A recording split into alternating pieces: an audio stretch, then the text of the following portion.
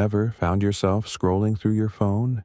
Not because there's anything you really want to see, but because the alternative, doing literally anything else, feels heavier than it should. Like replying to that one email, folding your laundry, even deciding what to eat. It's not that you don't care. The thing is, Bob, it's not that I'm lazy. It's that I just don't care. Don't care? It's like every decision feels like an extra layer you're not sure you can hold. But instead of calling a spade and admitting it's actually mental fatigue, you probably told yourself, I'm being lazy again. We use that word a lot, like it's casual. Lazy. It's almost like it's a personality trait, something you're born with, something you feel ashamed of. But hear me out.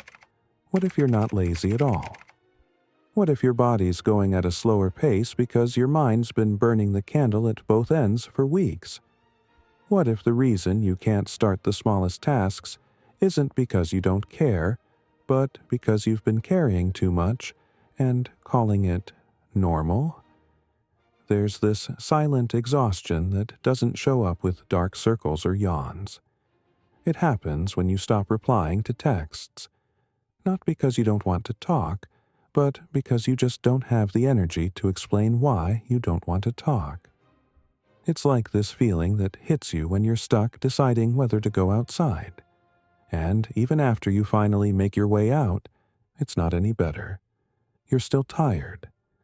The sun's out, birds are singing, and yet you're feeling heavy inside. Let's pause here.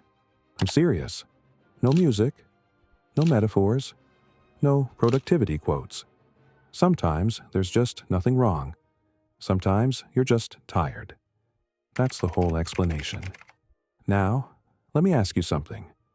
When was the last time you actually took some time to chill out and think? Not sleep, not Netflix, not lying in bed with your mind racing at 130 beats per minute. What I'm saying is, I'm talking about actual rest. Moments where you didn't feel like you had to be on for anyone. Not for work, not for friends, not even for yourself. Have you had any of those recently? There's something a bit weird about us. We try to relax the same way we work. We schedule our downtime, optimize our hobbies, track our sleep, and wonder why we're still tired. We're trying to relax, but it's a bit of a struggle. Then there are the motivational posts telling us to rise and grind or stop making excuses. And you think, damn, maybe I'm just weak. But here's the thing. No one talks about it, but being swamped all the time isn't a sign of weakness. It's a pretty sensible reaction to a world that never lets your mind stay still. Do you remember when you were a kid and you could just stare out the window and do nothing, and somehow that was enough? No guilt, no rush. You and your thoughts just floating away. When did that become unacceptable? We keep telling ourselves, when I'm done here, I'll finally get some downtime. But the list never ends. Make sure you get that deadline finished. Then there's the side project. Then there are the errands to run. Then get yourself sorted. Then maybe you'll get to rest. But you don't. Because tired minds don't rest by finishing to-do lists. They rest when they stop running. Mental tiredness doesn't mean you're broken. It means you've been too alert for too long. You're always on the go, scanning, planning, preparing, even when you're supposed to be taking a break. That's not being lazy. That's survival mode. Let me guess, even when you do get a free moment, you fill it. You open Instagram, or YouTube, or podcasts, anything to stop the silence. Because when there's no noise, it feels like everything's going really slowly, and when everything's slow, it feels like you're not getting anywhere. But maybe it's the other way around. Maybe the silence is where we start to heal. You don't need any more motivation. You need more breathing space. You don't need to try any harder. You need to chill out. What if your brain isn't underperforming? It's overextended. Now, I'll ask again, but maybe in a different way this time. I mean, are you actually lazy? Maybe what you've been calling laziness is just your brain asking for a break. Take a moment to think about that.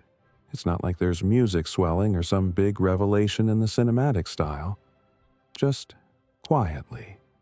You don't have to collapse to show you're tired. Your brain doesn't need to crash to need rest. You don't have to be totally burned out to take a break. And here's the kicker. As soon as you stop beating yourself up for being lazy, you make space to recover. So maybe this isn't a video about how to get more done. Maybe it's just a gentle reminder that rest isn't something you earn, it's something you need. You don't have to prove how tired you are to anyone, not even to yourself.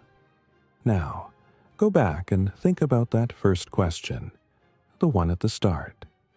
Have you really been lazy? Or maybe you're just feeling a bit mentally tired. Have you ever thought about listening to your tiredness instead of arguing with it? Would it make any difference? Would you change? Let me know in the comments. I'm really curious about this, because maybe the most honest conversations are the ones we have when we finally stop trying to be okay.